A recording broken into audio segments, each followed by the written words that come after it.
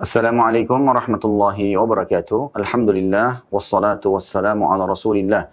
Segala puji dan puja kehadirat Allah Subhanahu wa taala, juga salawat dan taslim kepada Nabi besar Muhammad sallallahu alaihi wa ala alihi wa sahbihi wasallam. Saudaraku seiman, seperti biasa di hari Rabu siang hari pukul kurang lebih 12.30 waktu Indonesia Barat, kita akan melanjutkan buku kita Riyadhus Shalihin tulis oleh Imam Nawawi rahimahullah. Dan pada kesempatan ini kita akan masuk insya Allah bab baru, bab ke-95, bab anjuran memberi kabar gembira dan ucapan selamat kepada orang yang mendapatkan kebaikan. Namun sebelumnya kita berdoa dulu kepada Allah Subhanahu wa taala, semoga Allah mengikhlaskan niat kita, memberkahi majelis ilmu ini dan juga menjadikan kita orang-orang yang selalu mendapatkan derajat yang tinggi dengan ilmu tersebut baik di dunia maupun di akhirat, dan juga dimudahkan untuk mengamalkannya, diberkahi. Serta juga kita selalu mendoakan agar negara kita, tempat kita bernaung, ya, diberikan ketentraman, keamanan, kemakmuran, dan Allah berikan petunjuk seluruh pemimpin kita agar mereka menjalankan amanah dengan baik. Juga sebagai masyarakat, kita semua dimudahkan untuk bergotong royong, serta juga memakmurkan negara dan menjaga persatuan dan kesatuan, dan semoga tentu negara kita menjadi contoh bagi negara-negara yang lain. Dan juga kita berdoa agar seluruh kaum muslimin yang sedang tertindas, yang sedang mengalami permasalahan di muka bumi ini, semuanya diselesaikan oleh Allah Subhanahu wa taala dan diganti semuanya dengan nikmat dan rezeki yang luas. Serta semoga Allah Subhanahu wa taala menyatukan kita semua di surga firdausnya tanpa hisab kelak di akhirat sana. Allahumma amin. Saudaraku seiman, seperti biasa, cara kami dalam membedah buku, bila kita masuk ke satu judul, maka kita coba menjelaskan dulu judul tersebut, sehingga nanti pada saat membaca dalil-dalil yang ada, baik dari ayat-ayat Al-Quran ataupun hadis Nabi alaihi salatu wassalam, kita akan lebih mudah mencerna dan memahaminya.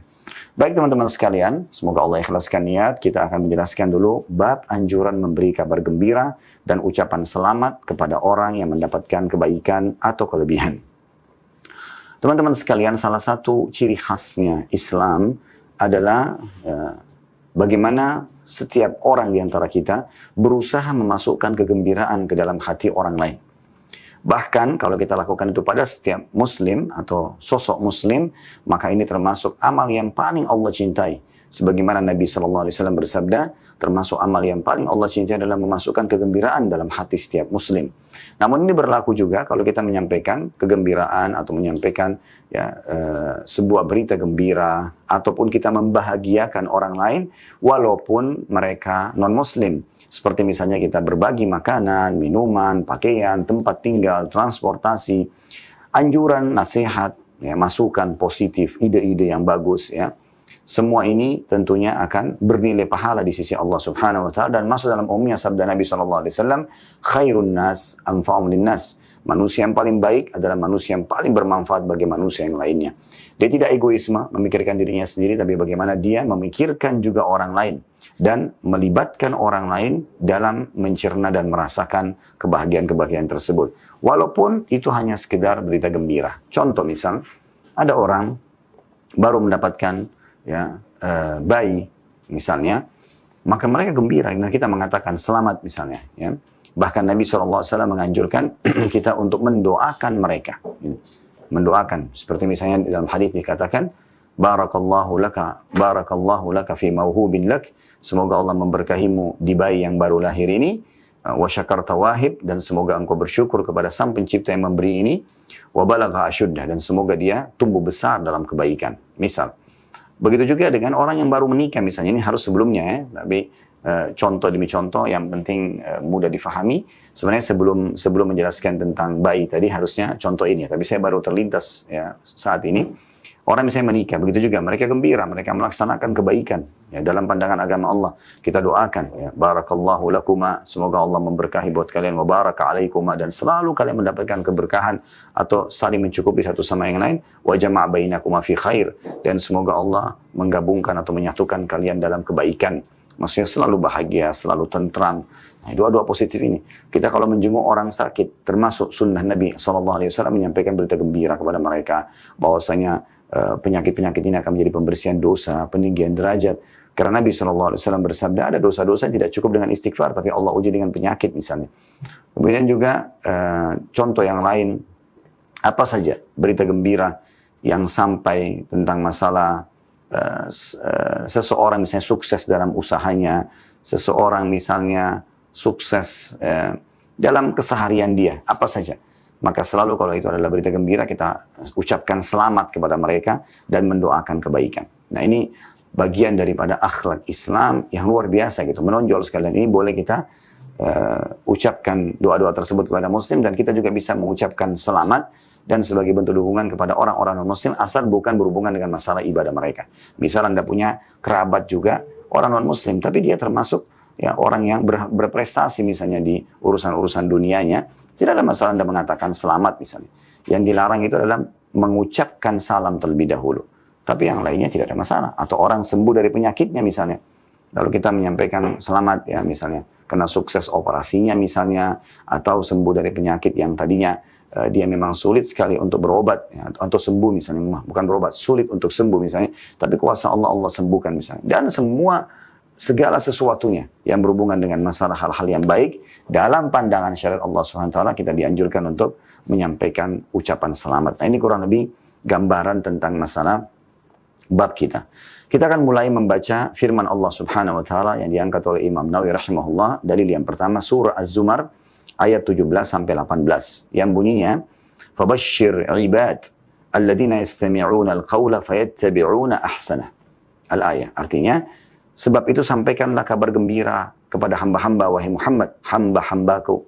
Ya, Allah SWT menyampaikan, suruh sampaikan, Nabi SAW diperintahkan untuk menyampaikan kabar gembira kepada hamba-hambanya, yaitu mereka yang mendengarkan perkataan, mendengarkan perintah, lalu mengikuti apa yang paling baik di antaranya. Ya, mengerjakan perintah, meninggalkan larangan, maka dia mengikuti itu. Ya, dia fokus untuk mengikuti hal tersebut. Nah ini berita gembira buat mereka. Berita gembira buat mereka. Nah, dari ayat ini, teman-teman sekalian, kita lihat bagaimana Allah Subhanahu wa taala berfirman, "Fabashshir ibad." Sampaikan kabar gembira. Jadi kalau misalnya ada orang yang selepas mengerjakan sebuah ibadah, orang selepas sholat, orang selepas puasa, orang selepas bersedekah, haji dan umroh, apa saja. Tidak ada salahnya kita mengatakan, Masya Allah, semoga Allah kabulkan, semoga Allah berikan pahala yang sempurna. Nah ini termasuk gitu. Ucapan seperti ini masuk dalam apa yang sedang kita bahas ya. Bahkan dari ayat ini Allah Subhanahu wa taala menyuruh Nabi Muhammad SAW menyampaikan dengan sangat terbuka kepada semua hamba-hamba yang sudah patuh ya, bahwasanya mereka pasti akan mendapatkan balasan yang sempurna dari Allah Subhanahu wa taala. Tidak ada amal yang dikerjakan dari kebaikan yang sia-sia. Semua pasti akan dibalas ya, walaupun kecil. Siapa yang berbuat seperti biji sawi dari kebaikan, pasti dia akan lihat dan menerima balasannya. Jadi di sini luar biasa nih, informasi dari Allah Subhanahu wa taala, dan langsung Allah sampaikan berita gembira. Sebagai orang beriman, kita hanya tinggal bersabar sebentar melalui kehidupan dunia ini dengan menjalankan ketaatan-ketaatan kepada Allah Subhanahu wa taala. Toh juga dalam melaksanakan ketaatan tersebut ada kenikmatan. Orang yang sholat itu punya kenikmatan, kalau tidak maka dia tidak akan sholat. Orang yang puasa juga begitu, walaupun menahan dahaga dan juga lapar, tapi punya kenikmatan. Orang yang misalnya bangun sholat malam, walaupun dia mungkin sedikit mengantuk, tapi dia punya kenikmatan. Ya. Semuanya, sedekah, haji dan umrah, semua itu walaupun butuh perjuangan, tapi ada kenikmatan. Dan ini adalah sebuah karunia lain dari Allah Subhanahu wa taala, selain daripada balasan yang akan mereka terima tentunya. Ya. Nah, ini kita bisa menyampaikan berita gembira kepada mereka. Ya. Orang yang pernah ada satu syekh menceritakan tentang kebetulan dari Saudi, dan dia datang ke Mesir, kemudian saya pernah lihat cuplikan ceramahnya ya, kemudian dia menyampaikan satu informasi, dia mampir ke satu masjid di kota Kairo, pada saat itu tengah malam, dia sempat masuk ke dalam masjid, kemudian dia temukan ada orang sendirian di dekat mihrab imam, lagi sujud, dan lagi menangis berdoa kepada Allah Subhanahu wa taala. Dia mendekat, lalu kemudian dia dengarkan doanya, ternyata orang ini sedang berkeluh kesah kepada Tuhannya, curhat dengan Tuhannya untuk menyampaikan tentang kondisi istrinya, di mana istri ini harus operasi dan butuh sekitar 10.000 pound Mesir atau 10.000 jenih ya. Nah, pada saat itu Syekh ini mendekati, dan selepas orang itu berdoa ditanya, ada apa dengan Anda? Dia mengatakan, demi Allah istri saya harus operasi dan butuh dana, saya tidak ada dana. Dan saya tidak tahu harus kemana dana sebesar ini. 10.000 pound Mesir ini bukan dana yang kecil bagi orang tersebut karena memang dia tidak mampu gitu. Lalu saya mengeluhkan ini kepada Allah Subhanahu wa Ta'ala. Lalu apa kata Syekh ini? Terima berita gembira. Nah, ini saksi bahasan kita. Terima berita gembira. Apa yang Anda lakukan ini cara yang paling terbaik. Lanjutkan saja. Dan Allah akan berikan jalan keluarnya. Kata Syekhnya, saya pun meninggalkan orang tersebut dalam kondisi dia larut dengan nikmatnya doanya, curhatnya dengan Tuhannya gitu. Kemudian saya istirahat sejenak, menjelang azan subuh, atau azan subuh saya dibangunkan oleh pengurus masjid, kemudian untuk mengerjakan sholat subuh, dan mereka meminta agar saya mengimami sholat pada saat itu. Dia bilang saya pun mengimami sholat pada saat itu, dan selepas salam ada satu orang di belakang saf saya, atau di saf pertama, tiba-tiba datang dan salaman sambil mengatakan, Syekh, Masya Allah, saya senang sekali bisa bertemu dengan Anda. Saya termasuk penggemar Anda di YouTube, ya, karena ngikutin kajian Syekhnya di online gitu. Saya tadi ingin sholat di tempat lain, tapi saya kebetulan tinggal di apartemen di sebelah masjid ini, dan saya dengarkan di mikrofon seperti suara Anda. Maka saya pun turun segera untuk sholat sini, dan Alhamdulillah akhirnya saya bertemu dengan Anda. Kata Syekhnya, Alhamdulillah. Terus dia mengatakan kata-kata yang unik. Orang ini, dia mengatakan, Syekh, saya kebetulan Alhamdulillah orang yang mampu, dan saya punya zakat yang belum saya keluarkan. Jumlahnya 10.000 pound. Persis seperti jumlah yang dibutuhkan oleh orang yang susah tadi. Saya ingin sekali 10.000 pound ini saya berikan kepada satu orang hamba Allah yang menyelesaikan permasalahannya. Apakah bisa Anda bantu? Syekhnya tiba-tiba mengatakan, tentu saja bisa. Lalu beliau mencari di saf, mana tadi bapak yang tengah malam itu berdoa-doa kepada Allah, atau berdoa kepada Allah Subhanahu wa Ta'ala. Ditemukan ada di ujung saf, di saf pertama. Maka Syekhnya panggil, lalu orang itu datang. Kata Syekhnya, coba sampaikan, ada permasalahan apa yang sedang Anda hadapi?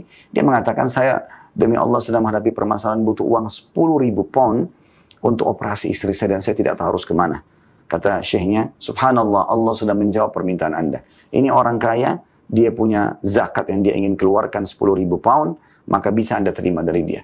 Maka mereka pun larut dengan tangisan, karena luar biasanya depan mata mereka Allah Subhanahu wa Ta'ala memperlihatkan ya kemahakuasaannya. Maka si kaya memberikan kepada si miskin ini, dan si miskin akhirnya bisa melanjutkan operasi keluarganya. Nah, ini contoh berita gembira, bisa menyampaikan berita gembira. Anak-anak Anda kalau lagi ibadah, Anda sampaikan berita gembira ya nak, insya Allah dengan ini Allah akan berikan kebaikan dunia, kebaikan akhirat, dan seterusnya. Ya. Baik, selanjutnya di sini juga dari ayat kita bisa lihat, selain menyampaikan berita gembira, Allah mengatakan ya, kegembiraan berita gembira itu disampaikan kepada orang-orang yattabi'una ahsana, yastami'una al-qawla wa yattabi'una ahsana. Orang yang mengikuti dan mau mendengarkan ya, penyampaian dari Allah Subhanahu wa Ta'ala. Perintah-perintah Allah Subhanahu wa Ta'ala, syariat Allah Subhanahu wa Ta'ala. Panduan hidup, mana halal, mana haram. Kemudian mereka mengikuti dengan cara yang terbaik. Artinya sesuai dengan panduan wahyu, sesuai dengan contoh dari Nabi SAW, sesuai dengan yang dinukil kepada kita dari para sahabat ridwanullahi alaihim.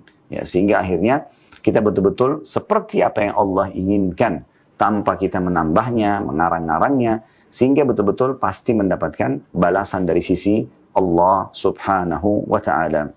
Baik, selanjutnya dari kedua diangkat oleh Imam Nawawi rahimahullah adalah surah At-Taubah ayat 21. Yang berbunyi, Allah Ta'ala berfirman, yubashshiruhum rabbuhum birahmatin minhu wa ridwanin wa jannatin lahum fiha na'imun muqim. Tuhan mereka menggembirakan mereka dengan memberikan rahmat dari sisinya, keridhaan dan juga surga, mereka memperoleh kesenangan yang kekal di dalamnya. Maksudnya nanti orang-orang beriman diberitahukan berita gembira dari di dunia. Kayak kita sekarang ini, kita bisa menyampaikan, Bapak Ibu sekalian, semoga Allah rahmati Anda. Kalau Anda jaga sholat, Anda akan dapat 1, 2, 3, 4, 5. Dan janji Allah benar. Pengampunan dosa, peninggian derajat. Ya. Kemudian kalau Anda zikir, kalau Anda puasa, kalau Anda berdoa, kalau Anda sedekah, kalau Anda haji dan umroh, Anda silaturahim keluarga, Anda jenguk orang sakit, Anda bersabar atas ujian-ujian yang datang, maka akan ada berita begini dan begitu. Di dunia. Di akhirat, Allah Subhanahu wa Ta'ala juga menyampaikan berita gembira yang lebih besar lagi dengan derajat yang tinggi di surga. Nah, itu yang disampaikan. Di sini Allah Subhanahu wa Ta'ala mengatakan yubashshiruhum rabbuhum birahmatin minhu. Allah menggembirakan atau menyampaikan berita gembira kepada mereka dengan rahmat dari sisinya. Waridwan, dan keridhaan Allah Subhanahu wa Ta'ala. Karena ahli surga tidak akan pernah lagi Allah Subhanahu wa Ta'ala murka kepada mereka. Ya, karena ahli surga tidak akan juga melakukan pelanggaran-pelanggaran agama lagi. Selamanya abadi Allah Subhanahu wa taala akan ridho dengan mereka. Kemudian juga dengan surga, ya, yang di dalamnya itu semua penuh dengan kesenangan yang kekal. Ya. Di sini naimum mukim, kenikmatan yang non-stop. Dengan sholat selama umur diberikan, dengan puasa, dengan zikir, dengan berdoa, dan seterusnya, itu sudah cukup untuk membuat Allah Subhanahu wa taala, ya, memberikan balasan yang sangat melimpah. Nanti kita insya Allah bi'inillahi ta'ala. Semoga Allah SWT menjadikan kita semua ahli surganya Firdaus yang tertinggi tanpa hisab. Allahumma amin. Semua ikuti acara ini offline ataupun online. Semoga Allah satukan kita semua di surga Firdausnya tanpa hisab. Allahumma amin. Nah, pada saat itu nanti kita akan ngobrol satu sama yang lain di surga. Sebagaimana dalam beberapa ayat yang lain disebutkan, ya, ayat Al-Quran. Bagaimana ahli surga akan berbicara satu sama yang lain. Kita akan melihat sangat tidak berimbang antara apa yang kita kerjakan dengan apa yang Allah balaskan nanti. Hanya dengan sholat, 5 menit satu sholat. Baik itu subuh, duhur, asar, maghrib, isya, sampai 10 menit lah yang kita kerjakan. Balasannya luar biasa melimpah. Toh itu juga absensi. Kita sedang absen kepada Tuhan kita Allah Subhanahu wa ta'ala. Melapor, memohon, bermunajat, ya, minta pertolongan. Dan ada antara azan dan iqamah dijadikan waktu mustajab, pasti diterima. Kata Nabi SAW, 2, ya, keadaan yang tidak akan pernah ditolak doa. Ya, itu pada saat antara azan dan iqamah. Ini salah satunya. Ya. Dan yang lain adalah pada saat perang lagi berkecamuk. Ya. Tapi ini disebutkan tentang masalah antara azan dan iqamah. Jadi satu hari 5 kali kita punya waktu pasti diterima permintaan kita. Cuma sebentar kita sholat itu. Lalu kenapa masih ada di antara muslim yang tidak sholat, yang tidak komitmen menjaga awal waktunya misalnya, ya, dan mengejar yang terbaiknya? Toh ini adalah hal yang sangat baik. Itu juga dengan puasa, begitu juga dengan baca Quran, begitu juga dengan haji dan umrah, dan semua jenis ibadah. Semua itu punya kenikmatan yang luar biasa, yang tentu hanya akan dirasakan oleh orang-orang yang mau mengejar dan mencari rahmat Tuhannya Allah Subhanahu wa ta'ala. Kemudian dalil yang ketiga, dalam surah Fussilat ayat 30, Imam Nawawi rahimahullah mengangkat ini, wa abshiru bil jannati allati kuntum tu'adun. Allah SWT berfirman kepada seluruh hamba-hambanya yang beriman, dan bergembiralah kalian dengan memperoleh surga yang telah dijanjikan kepada kalian. Artinya di dunia, apa yang kalian kerjakan, asal sesuai dengan panduan Al-Quran dan Sunnah, pasti kalian dapatkan. Dan ujungnya akan masuk ke dalam surga yang abadi, penuh kenikmatan, tidak ada lagi kematian, tidak ada lagi masa tua, tidak ada lagi rusak pakaian, tidak ada lagi penyakit, tidak ada lagi gangguan orang, tidak ada ujian sudah. Di surga selamanya abadi, kenikmatan abadi. Bukankah seseorang dari kita pada saat mendapatkan makanan dan minuman yang dia sukai, dia sangat senang? Bukankah pada saat dia melampiaskan biologis yang halal, dia sangat senang? Bukankah dia pada saat memiliki tempat tinggal atau transportasi yang nyaman, dia tenang dan nyaman? Atau menghirup udara yang segar, pemandangan yang indah, dan segala macam hal. Maka di surga itu jauh berlipat-lipat ganda. Dunia ini cuma miniatur saja. Sampai kata Nabi SAW, perumpamaan dunia kalian dibandingkan akhirat, apa yang Allah janjikan dari nikmat-nikmat di dunia ini, dibandingkan dengan akhirat hanya seperti, ya, jari telunjuk yang dimasukkan ke dalam lautan kemudian dikeluarkan. Lautan yang luas itulah kehidupan akhirat, itulah surga. Tidak berimbang antara apa yang kita kerjakan dengan balasan, ya, dari Allah Subhanahu wa ta'ala. Oleh karena itu muslimin dan muslimat, bersabarlah dan nikmatilah ibadah kalian. Tinggalkan yang dilarang. Waktu sebentar, pasti kita akan menuju kepada kematian, dan pasti janji Allah itu benar semuanya. Oleh karena itu ini berita gembira dari Allah Subhanahu wa ta'ala. Wa abshiru bil jannati allati kuntum tu'adun. Terima berita gembira dengan surga yang telah dijanjikan untuk kalian. Dan Nabi SAW mengatakan, ala inna sil'atallahi ghal. Ketahuilah barang balasannya Allah, dagangannya Allah itu mahal. Ala inna sil'atallahi jannah. Ketahuilah balasan dari Allah adalah surga. Surga yang semuanya abadi kenikmatan. Ya.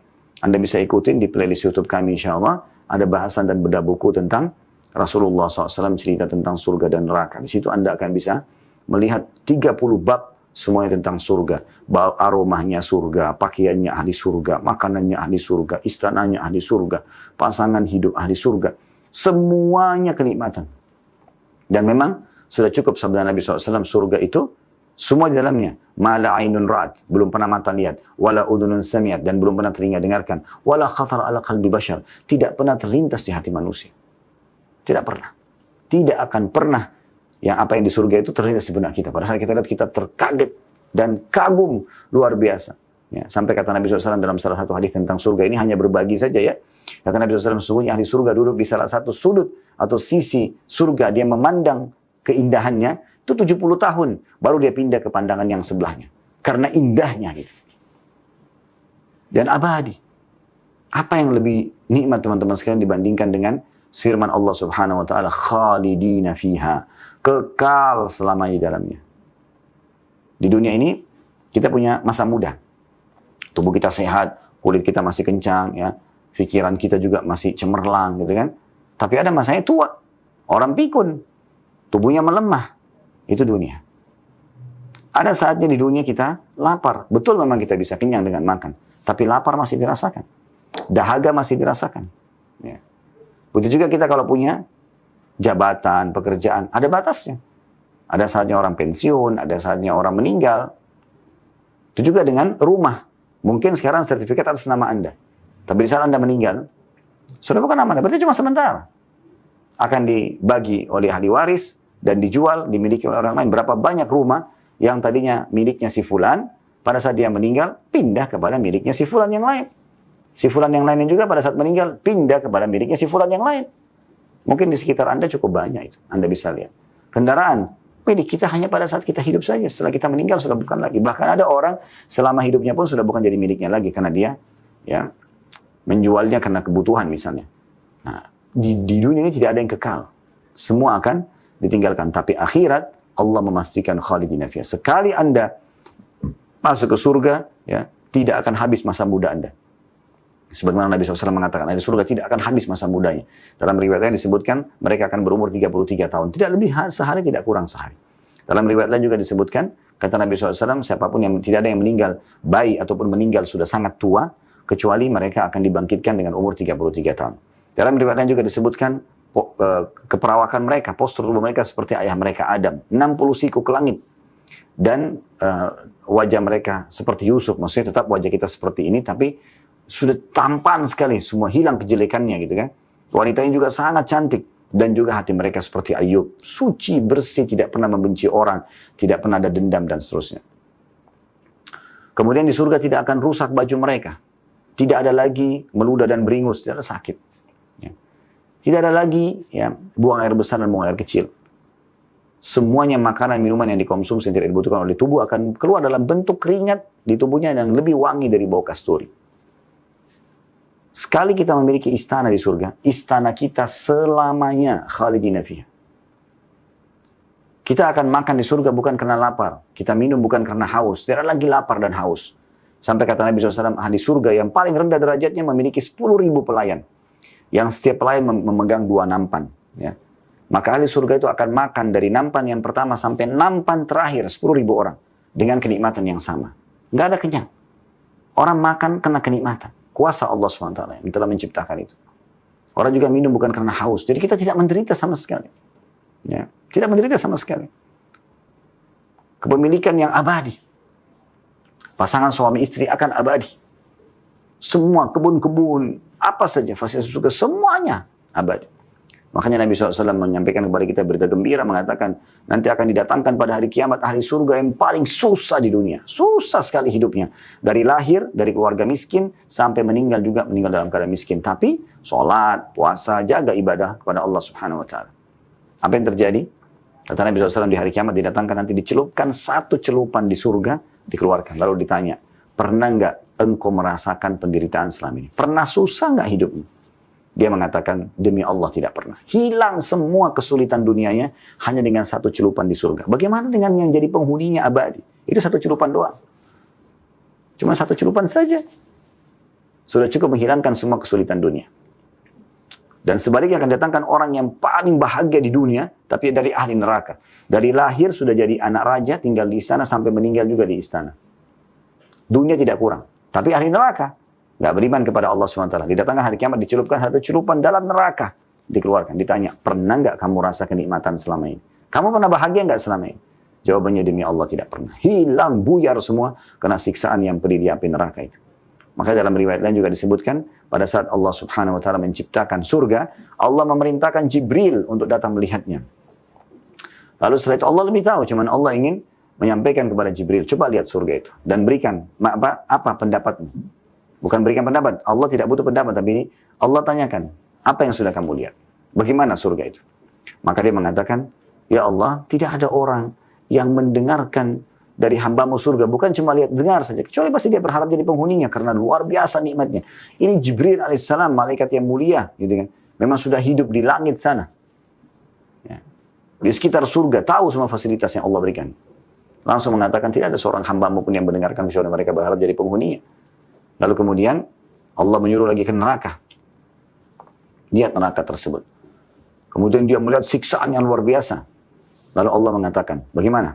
Dia mengatakan, ya Allah, tidak ada hambamu yang mendengarkan neraka kecuali mereka pasti akan selalu berlindung dan menjauhkan diri darinya. Lalu Allah subhanahu wa ta'ala menghiasi surga dengan hal-hal yang tidak disukai. Bangun sholat malam, sedekah, ya, menjauhi yang haram, menjalankan perintah. Lalu juga dihiasi neraka itu dengan hawa nafsu, pelanggaran-pelanggaran. Maka setelah itu Allah suruh lagi melihatnya. Jibril mengatakan setelah lihat keduanya, ya Allah, saya tidak menyangka ada hambamu yang bisa masuk ke surga, dan saya tidak menyangka ada hambamu yang bisa selamat dari api neraka. Ini kenikmatan abadi yang luar biasa dari surga itu. Oleh karena itu teman-teman sekalian bersabar, ini Allah SWT sudah menyampaikan firman demi firman, dan cukup banyak berhubungan dengan balasan yang luar biasa ini. Dalil selanjutnya, dalil yang keempat yang diangkat oleh Imam Nawawi rahimahullah, dalam bab 95 ini, anjuran memberi kabar gembira dan ucapan selamat kepada orang yang mendapatkan kebaikan. Yaitu surah Hud ayat 71. Yang bunyinya, wa imra'atuhu qa'imatun fadhahikat fabasyarnaha bi Ishaq wa min wara'i Ishaq Yaqub. Artinya, dan istrinya berdiri lalu dia tersenyum. Maksudnya Sarah alaihissalam, istri Nabi Ibrahim alaihissalam. Maka kami sampaikan kepadanya kabar gembira tentang kelahiran Ishak, dan setelah Ishak akan lahir Yakub. Penyampaian ini, teman-teman sekalian, ada ceritanya, artinya, atau cerita ini, Ibrahim AS memiliki dua orang istri. Yang pertama adalah Sarah, dan cukup lama menikah, sampai menjelang umur 60 tahun, Sarah belum memiliki anak. Dan istri kedua Hajar, yang baru beberapa waktu menikah, dan akhirnya Allah karuniai anak Ismail. Maka Sarah terus saja berdoa kepada Allah subhanahu wa ta'ala agar diberikan anak. Sampai akhirnya Allah kabulkan doa tersebut, dan Allah mengirim malaikat, dua sosok malaikat, yang memiliki dua tugas atau misi. Yang pertama, menyampaikan berita gembira kepada Sarah, kalau dia akan hamil di umur tua dan dalam kondisi dia mandul, dan akhirnya betul hamil, dan Allah karunia anak Ishak. Bahkan pada saat itu, berita gembiranya bukan cuma sekedar dapat Ishak saja alaihissalam. Allah nobatkan jadi Nabi Ishak, dan dari Ishak nanti akan lahir Yakub, dan juga menjadi Nabi. Serta karena keberkahan yang luar biasa yang Allah berikan dari doa yang tulus, akhirnya Allah subhanahu wa ta'ala jadikan nabi-nabi yang datang setelah itu mayoritasnya dari turunan Nabi Yakub ini, dan nama lain Nabi Yakub adalah Israel. Makanya dinamakan dengan atau disilakan dengan Bani Israel atau keturunan Israel. Nah, kemudian misi yang kedua adalah mendatangi lokasi kaum Lut, kaumnya Nabi Lut yang melakukan homoseksual, naudzubillah, dan di mana pada saat itu Allah Subhanahu wa taala hukum mereka, ya. Allah hukum mereka karena mereka melakukan homoseksual tersebut. Nah, ini yang disampaikan dalam berita gembira dalam hadis atau dalam ayat tadi yang baru saja kita bacakan. Bagaimana dari ayat ini kita ambil pelajaran pentingnya menyampaikan berita gembira kepada orang yang hamil, ya, Masya Allah selamat ya misalnya gitu ya. Orang yang melahirkan akhirnya punya anak. Nah, ini semua luar biasa ya, hal yang sangat baik untuk disampaikan kepada orang-orang. Kemudian selanjutnya dalil yang diangkat surah Al-Imran ayat 39 yang berbunyi, "Fanadathul malaikatu wa huwa qa'imun yusalli fil mihrab anna Allah yubashshiruka bi Yahya."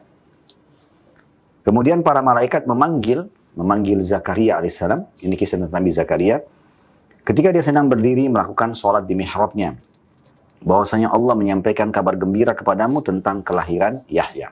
Nah, ini kurang lebih mirip kasusnya tadi, cuma memang beda kisah ya.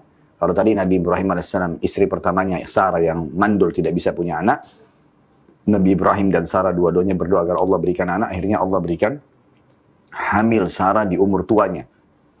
Kalau Nabi Zakaria juga diuji oleh Allah Subhanahu wa taala sampai mencapai umur 100 tahun itu belum punya anak. Dan istrinya mandul, tidak bisa punya anak. Tapi Allah Subhanahu wa taala karena doa dia yang tulus, terus dia mohon kepada Allah, tidak ada yang mustahil bagi Allah Subhanahu wa taala sang pencipta, maka Allah pun akhirnya menyampaikan berita gembira dalam surah Maryam dijelaskan, juga dalam surah Imran ini dijelaskan bagaimana malaikat datang menyampaikan berita gembira tentang hamilnya istrinya Zakaria dan Allah karunia anak yang bernama Yahya dan Allah nobatkan jadi nabi alaihi wassalatu wassalam. Baik, selanjutnya dalil surah Al-Imran juga ayat 45, ini dalil terakhir dari ayat Al-Quran diangkat oleh Imam Nawawi rahimahullah yang berbunyi idh qalatil malaikatu ya Maryamu innallaha yubashshiruki bikalimatin minhu ismuhu Masihu Isa bin Maryam al-ayat. Ingatlah atau pelajarilah gitu kan ketika para malaikat berkata wahai Maryam, ini kisah tentang Maryam alaihissalam dan tentang kelahiran Nabi Isa alaihissalam. Sesungguhnya Allah menyampaikan kabar gembira kepadamu dalam kurung dengan kelahiran seorang putra yang diciptakan dengan kalimat yang datang darinya atau dari Allah SWT. Namanya Al-Masih Isa putra Maryam. Nah ini di sini juga Allah Subhanahu Wa Taala menyampaikan berita gembira dengan akan hamilnya ya Maryam alaihissalam. Dan di sini juga kita berarti bisa menyampaikan berita gembira seperti ini kepada orang-orang ibu-ibu yang hamilnya Allah karuniai karunia ini tentunya. Tapi saran kami tentunya jangan terlalu diekspos, apalagi di masa kita melalui media. Karena ekspos melalui media ini juga sangat membuka ya, ain, penyakit ain yang bisa berbahaya, yang bisa membuat keguguran, yang bisa menggagalkan sebuah program ya yang diharapkan karena ain. Atau penyakit mata panas ya. Ada orang yang hatinya hasad, membuat matanya jadi panas. Dan itu bisa merusak apapun yang ada di hadapan dia. Dan kata Nabi SAW, hati-hati dengan ain. Karena ain itu bisa membuat manusia masuk ke kuburan. Ya.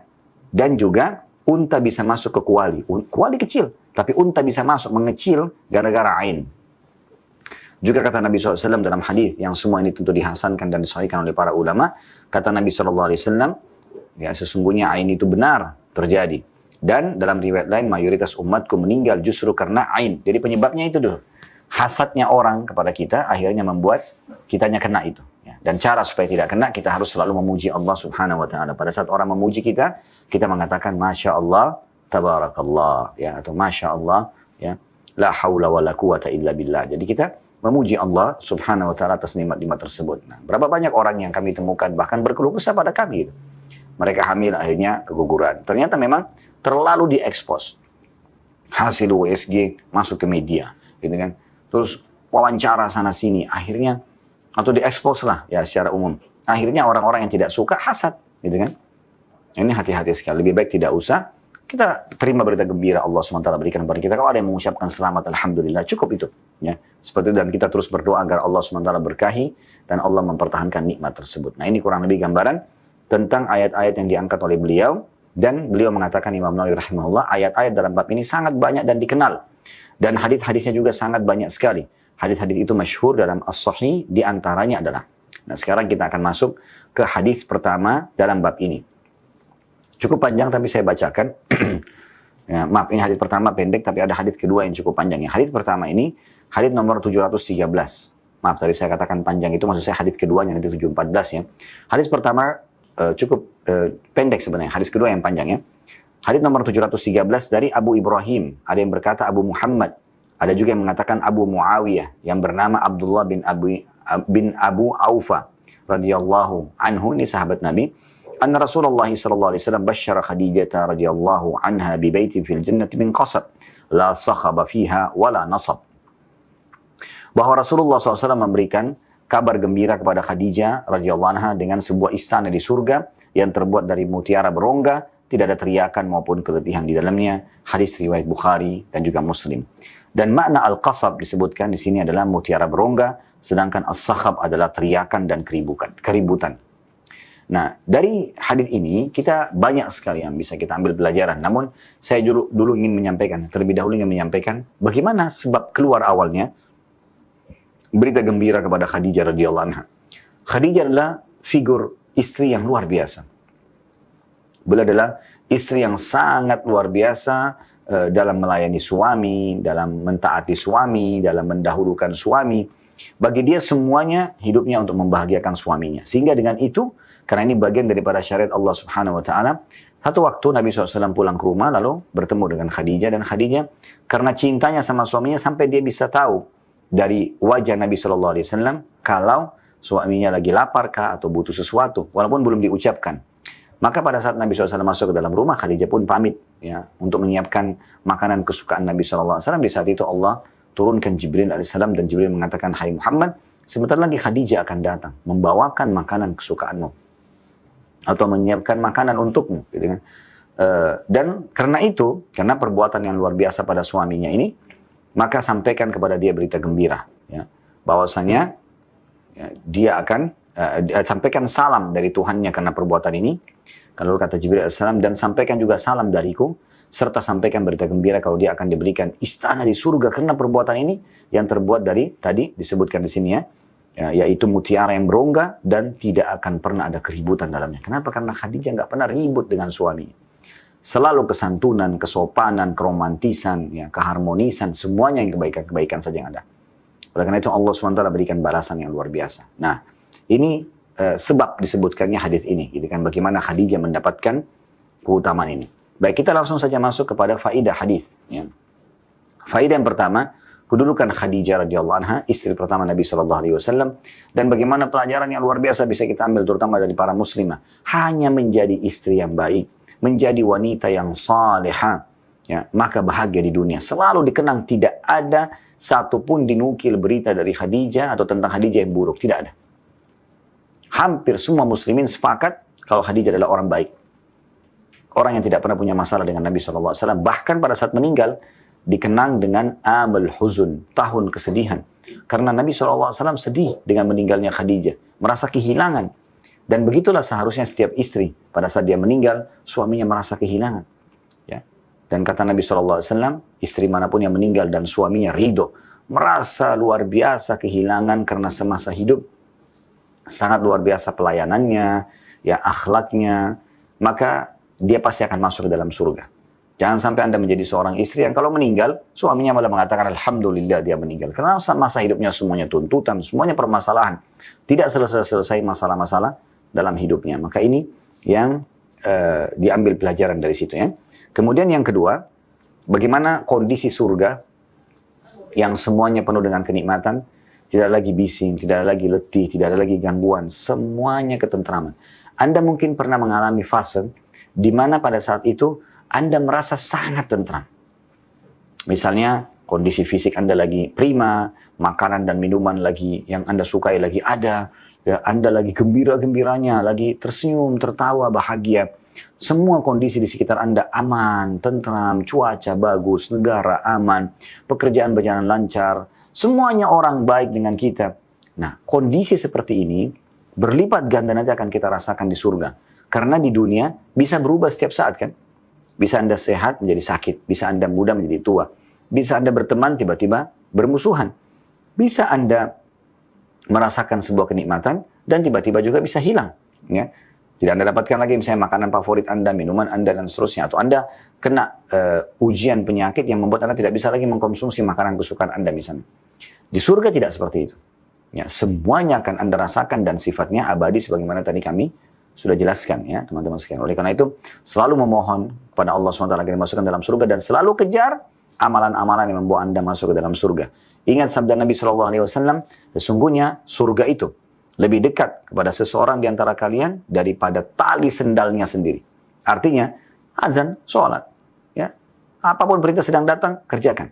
Yang ada larangan yang mungkin tiba-tiba terlintas di benak Anda atau di hadapan Anda dan Anda tolak, ya, atau Anda tolak perbuatan tersebut sampai meninggal maka masuk dalam surga.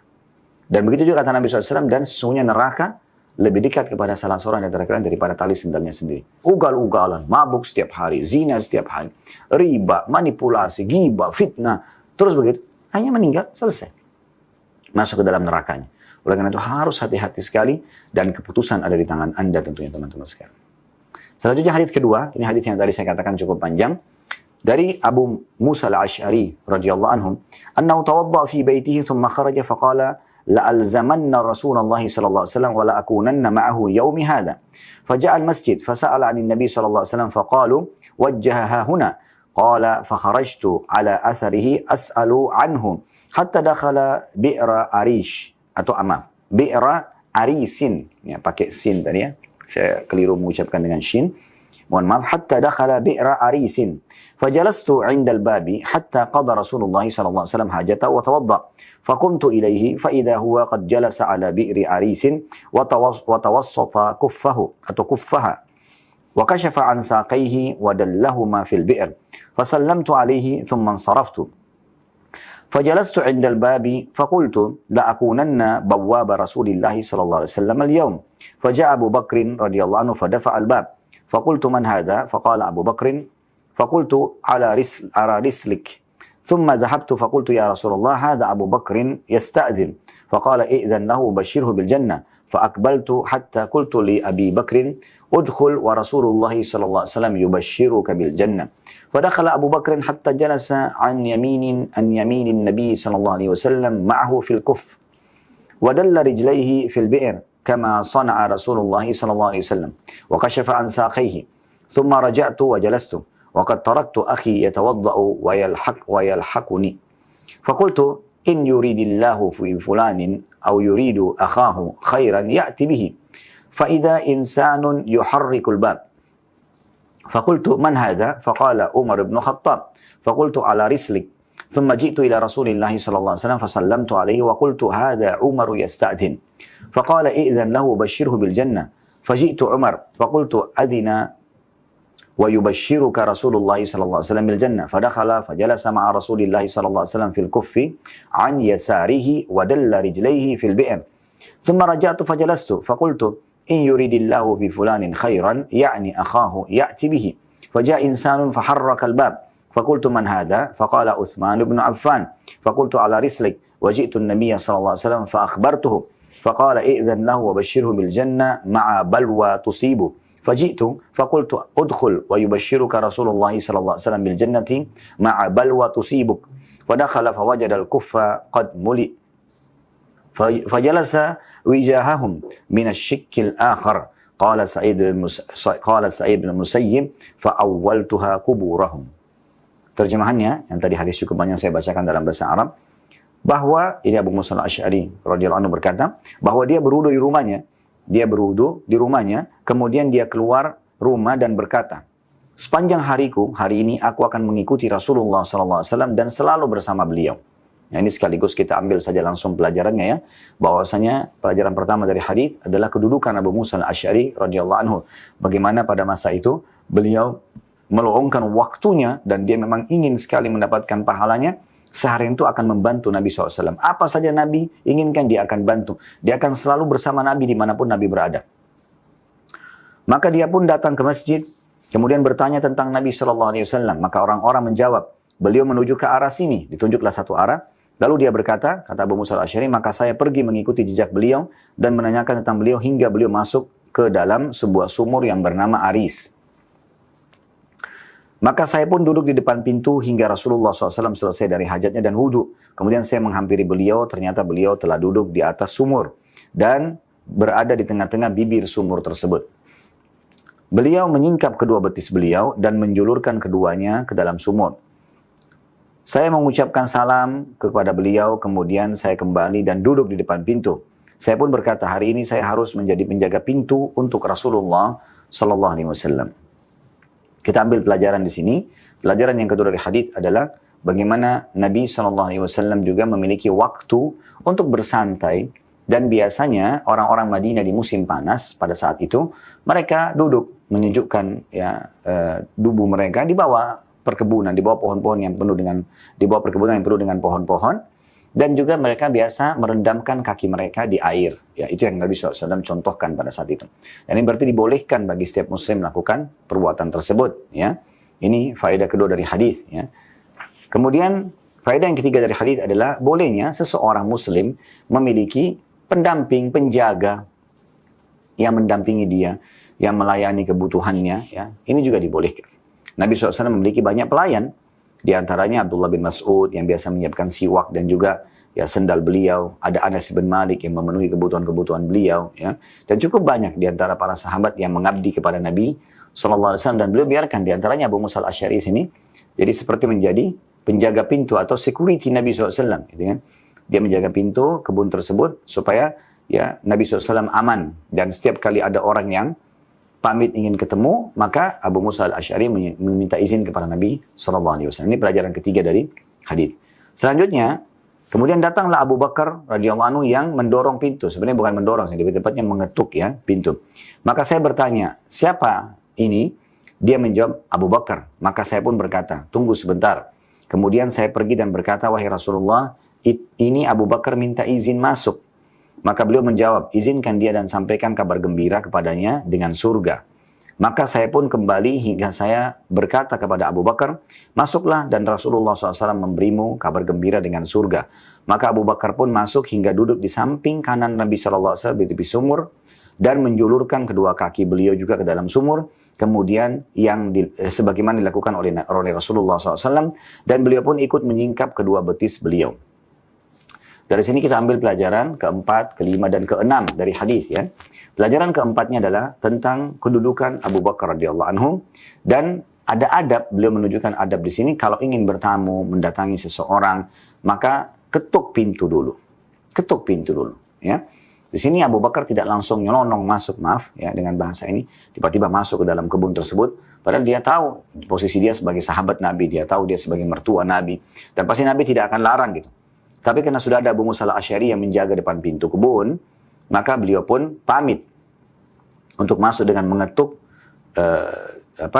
pintu kebun tersebut. Ya. Kemudian Abu Musa al-Asy'ari sebagai penjaga mengatakan, tunggu sebentar sampai saya izinkan Anda dari Nabi. Sampainya disampaikan kepada Nabi SAW, dan Nabi izinkan dan menyampaikan berita gembira tentang surga. Di sini ada poin pelajaran keempat yang bisa kita ambil. Mungkin kita masuk ke poin, tidak usah dulu tentang keutamaan Abu Bakar, tapi faedah keempatnya adalah adab orang kalau sedang bertamu atau mengunjungi seseorang, yaitu dengan meminta izin. Ya, mengetuk, Anda datang ke rumah orang, ketuk dulu, minta izin dulu. Kalau bisa Anda informasikan sebelumnya Anda akan datang. Tidak usah buat kejutan-kejutan. Ya, tiba-tiba datang, mungkin orang belum siap untuk bisa menerima kita misalnya sebagai tamu. Nah ini termasuk adabnya. Ya, bahkan kepada pasangan kita sendiri kita tidak usah buat kejutan. Ya. Sampaikan kalau kita akan datang, sampaikan kalau kita akan memberi misalnya, itu sangat baik ya. Karena kata Nabi SAW, janganlah seseorang di antara kalian datang dari safar, kemudian dia tiba-tiba buat kejutan untuk istrinya. Berikanlah berita kepada istri tersebut agar mereka bisa menyisir rambut mereka dan juga mencukur bulu kemaluan mereka. Maksudnya mereka bersih-bersih, rapi-rapi, supaya kalau terjadi interaksi biologis juga ya nyaman, ya seperti itu. Pelajaran yang kelima dari hadis adalah tentang masalah kedudukan Abu Bakar. Di sini kita baru masuk kedudukan Abu Bakar radhiyallahu anhu, karena pada saat mereka atau beliau diizinkan, Nabi SAW menyampaikan berita gembira, diizinkan dan diberikan berita gembira kalau dia masuk ke dalam surga. Berarti sudah ada jaminan masih hidup, tapi sudah dapat jaminan surga. Dan ini keutamaan yang luar biasa. Itu pelajaran yang kelima. Pelajaran yang keenam adalah bagaimana pentingnya at-ta'assi. Ta'assi itu maksudnya mencontohi Nabi SAW. Abu Bakar ini orang yang luar biasa radhiyallahu anhu. Bagaimana beliau sangat luar biasa dalam menjalankan dan mencontohi Nabi SAW. Beliau sangat yakin apa yang Nabi kerjakan tidak mungkin salah. Sehingga beliau selalu saja mengerjakan semua apa yang Nabi kerjakan. Terbukti di sini pada saat beliau masuk ke dalam sumur, ke dalam kebun. Nah, lihat Nabi SAW duduk di atas sumur, ya, di sekitar bibir sumur. Kemudian menjulurkan kaki beliau ke arah sumur tersebut. Ya.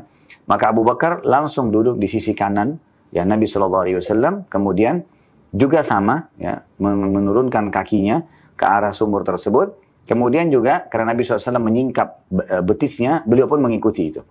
Nah, ini berarti betul-betul mencontohi Nabi SAW dalam segala hal. Nah, ini salah satu ciri Abu Bakar radhiyallahu anhu. Ini faedah yang keenam yang bisa diambil. Baik, kita lanjutkan lagi paragraf selanjutnya dan kita akan masuk insyaAllah faedah ketujuh nanti. Kata Abu Musa al-Asy'ari, kemudian saya pun kembali dan duduk dan saya telah meninggalkan saudaraku yang sedang berwudu dan akan mengikutiku. Maka saya berkata, jika Allah menghendaki kebaikan bagi fulan, maksudnya adalah saudaranya, pasti dia Allah akan menghadirkannya. Ini pelajaran ketujuh yang bisa diambil dari hadis. Bagaimana seseorang berusaha agar orang-orang terdekat dengan dia mendapatkan ya hidayah, mendapatkan keimanan, ya, mendapatkan kabar gembira. Jadi kisahnya adalah Abu Musa al-Asy'ari ini sebelum menuju ke kebun tersebut, dia sudah menginformasikan kepada saudara kandungnya. Sambil dia mengatakan, nanti nyusul saya ke tempat ini misalnya. Nah pada saat itu, karena Abu Musa al-Asy'ari mendengarkan bagaimana Nabi SAW menyampaikan berita gembira kepada Abu Bakar, kalau Abu Bakar akan masuk surga. Dia berharap pada saat itu saudaranya datang. Agar juga dapat berita gembira seperti ini. Ya. Tapi subhanallah saudaranya belum datang. Ini pelajaran ketujuh yang bisa kita ambil dari hadis, bagaimana ya seseorang berusaha memberikan yang terbaik untuk saudaranya. Dia berharap kebaikan. Dia doakan saudara kandungnya, dia doakan ya keluarganya agar mendapatkan hal yang terbaik, keimanan ya, kesempatan untuk amal soleh, menjauhkan dosa, masuk ke surga, selamat dari neraka. Selanjutnya paragraf yang ya, setelahnya, dan kita akan masuk ke faedah yang ke-8. Tiba-tiba seseorang menggerakkan pintu, kata Abu Musa al-Asy'ari, maka saya bertanya, siapa ini? Dia menjawab, Umar bin Khattab. Maka saya pun berkata, tunggu sebentar. Kemudian saya mendatangi Rasulullah SAW, lalu saya mengucapkan salam dan berkata, itu adalah Umar, meminta izin masuk. Maka beliau SAW bersabda, izinkan dia masuk dan sampaikan kabar gembira dengan surga. Maka saya pun mendatangi Umar dan berkata, Rasulullah SAW mengizinkan dan memberimu kabar gembira dengan surga. Dia lalu, Umar, masuk dan duduk bersama dengan Rasulullah SAW di pinggir sumur dan berada di sebelah kiri Nabi. Kalau tadi Abu Bakar di sebelah kanan Nabi. Dan beliau pun ikut menjulurkan kedua kakinya ke dalam sumur. Di sini faedah yang ke-8 bisa kita ambil adalah kedudukan Umar radhiyallahu anhu. Ya. Bagaimana dia pun sibuk mencari Nabi SAW dalam kesehariannya dan berusaha untuk selalu menemani Nabi SAW. Tentu tidak semua sahabat begini. Ada di antara sahabat mungkin ketemu sama Nabi SAW hanya di waktu sholat. Karena kesibukan mereka. Ada yang hanya ketemu pada saat sholat Jumat saja. Ada yang bertemu mungkin pada saat peperangan saja. Ada yang bertemu dengan Nabi SAW cuma sekali seumur hidupnya. Kemudian dia pulang ke negerinya atau ke perkampungan lalu tidak bertemu lagi sama Nabi SAW sampai meninggal. Gitu kan. Ada seperti itu. Tapi posisi-posisi sahabat-sahabat mulia ini memang ada yang Allah SWT ilhamkan pada mereka dalam hatinya keinginan untuk selalu bersama Nabi SAW. Nah ini poin yang luar biasa. Ya. Maka di sini Nabi SAW, Umar radhiyallahu anhu ini memiliki posisi di sini seperti Abu Bakar mencari Nabi SAW dan berusaha untuk bersama beliau. Dan juga ya, Nabi SAW sampaikan berita gembira, dia pun akan masuk ke dalam surga. Sama Abu Bakar, masih hidup sudah dapat tiket ke surga. Artinya meninggal pasti masuk surga orang ini. Ini berita gembira luar biasa. Kalau kita kan tidak mungkin bertemu lagi dengan Nabi dan Nabi tujuk langsung kamu ahli surga. Tinggal bagaimana kita mengerjakan amal-amalan yang beliau contohkan. Semoga Allah SWT berikan kepada kita surga. Tapi di sana, di masa itu luar biasa itu. Ya, kedudukan sahabat. Ketemu dengan Nabi, Nabi langsung bisa sampaikan sebagai wahyu kalau dia ahli surga. Ini faedah yang ke-8 dan Umar juga seperti Abu Bakar duduk di sebelah Nabi SAW dan coba mencontohi apa yang Nabi SAW kerjakan. Ini berarti keutamaan Umar, ini faedah ke-8. Selanjutnya, paragraf yang paragraf terakhir, ini faedah yang ke-9. Kemudian saya kembali duduk, kata Abu Musa al-Asy'ari. Lalu saya berkata, jika Allah menginginkan kebaikan bagi fulan, maksudnya adalah saudara kandungnya tadi yang dia tunggu dan lagi beruduk belum muncul-muncul, gitu kan? Pasti dia Allah akan mendatangkannya kemari. Tiba-tiba datang seseorang, kemudian mengetuk pintu lagi dan saya katakan, siapa ini? Dia menjawab, Uthman bin Affan. Maka saya pun katakan, tunggu sebentar. Saya mendatangi Nabi SAW memberitahukannya. Lalu Nabi SAW mengatakan, izinkan dia masuk dan sampaikan berita, kabar gembira dengan surga untuknya, beserta fitnah yang akan menimpahnya. Maka saya mendatangi Utsman dan berkata, masuklah dan Rasulullah SAW menyampaikan kabar gembira kepadamu dengan surga beserta fitnah yang akan menimpamu. Lalu dia pun masuk dan mendapati tepi sumur sudah telah penuh, maka dia pun duduk menghadap mereka dari sisi lain. Dari sisi lain, ya. Di sini kita ambil langsung faedah yang ke-9 tentang kedudukan Utsman bin Affan radhiyallahu anhu. Bagaimana pada saat itu Allah Subhanahu wa taala mendatangkan beliau ke kebun bersama Nabi SAW dan akhirnya izin masuk dan Nabi SAW sampaikan berita gembira tentang surga untuk beliau. Bagaimana surga? Cuman memang ada tambahannya dengan fitnah yang akan menimpa beliau. Maksudnya fitnah adalah beliau akan ya tidak disukai oleh sebagian masyarakatnya sebagaimana kita tahu dalam kisah hidup beliau dan akhirnya beliau terbunuh di tangan kaum Khawarij, kaum-kaum yang memberontak dari pemerintah resmi pada saat itu, dan akhirnya mereka membunuh Utsman radhiyallahu anhu dan beliau meninggal ya, dalam kondisi sedang berpuasa dan beliau memang sudah sempat mimpi ya sebelum terbunuh bahwasanya Nabi SAW berkata kepada beliau, hai Utsman, bersabarlah, engkau akan bertemu dan berbuka puasa bersama kami. Maka beliau pun meninggal sebelum masa buka puasa. Tadi ini luar biasa karena beliau dapat jaminan surga di sini Dan juga ada hadits Nabi SAW, siapa yang meninggal sementara dia puasa, maka baginya surga. Ya. Dan ini berita gembira tentunya buat Utsman bin Affan. Nanti akan kita bacakan ada tambahan riwayat ya. Setelah ini tentang bagaimana Utsman merespon ya apa yang Nabi SAW sampaikan itu. Ya. Namun kita selesaikan dulu hadis ini. Faedah yang terakhir yang ke-10 adalah potongan paragraf terakhir dari hadis riwayat ini. Sa'id bin Musayyib rahimahullah, ini seorang ulama tabi'in. Setelah membaca riwayat ini beliau mengatakan, maka saya pun menafsirkan bahwa posisi itu adalah posisi kuburan mereka. Maksudnya adalah Nabi SAW duduk, kemudian Abu Bakar datang duduk di sebelah kanannya, kemudian Umar datang duduk di sebelah kirinya. Dan ini adalah digambarkan sebagai posisi kuburan Nabi SAW bersama dengan Abu Bakar dan Umar radhiyallahu anhuma yang memang dikubur bersama dengan Nabi SAW atau di sekitar Nabi SAW.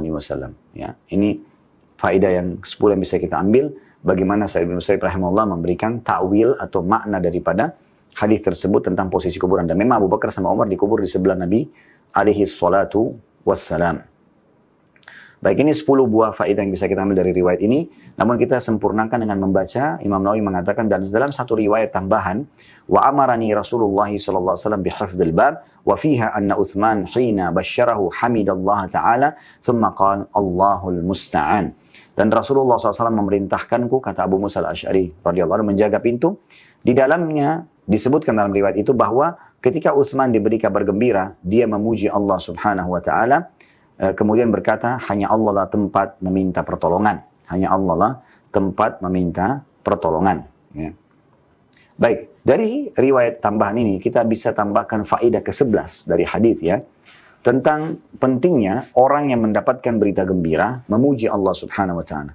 Jadi kalau misalnya ada orang mengatakan, oh Masya Allah selamat ya, sudah punya hamil, atau punya momongan ya, punya bayi baru ya, atau misalnya punya pekerjaan, atau baru menikah, atau baru pindah rumah, atau apa saja nikmat tersebut, maka tugas kita adalah memuji Allah Subhanahu wa taala. Ini faedah yang ke-11 yang bisa kita ambil ya.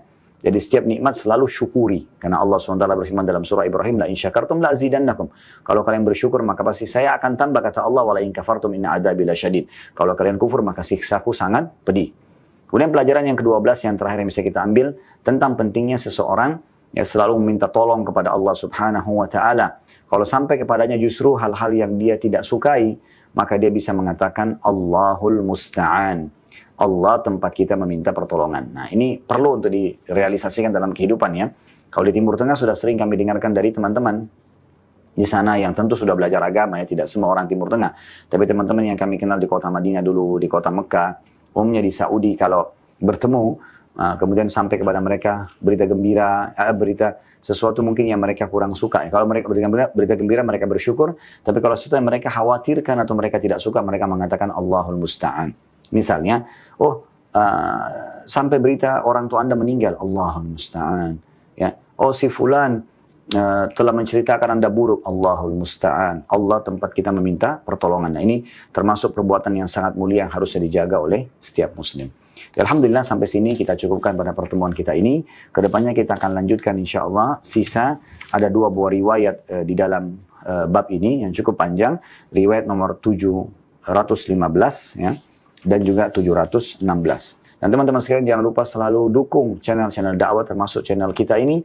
Selalu subscribe, like dan juga loncengnya ditekan.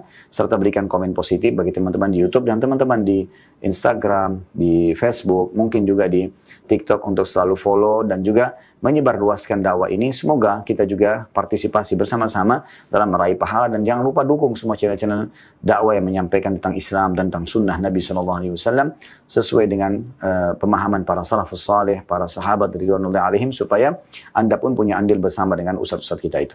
Kalau ada benar dari Allah, kalau ada salah dari saya mohon dimaafkan. Subhanakallahumma bihamdika asyhadu an la ilaha illa anta astaghfiruka wa atubu ilaik. Wassalamualaikum warahmatullahi wabarakatuh.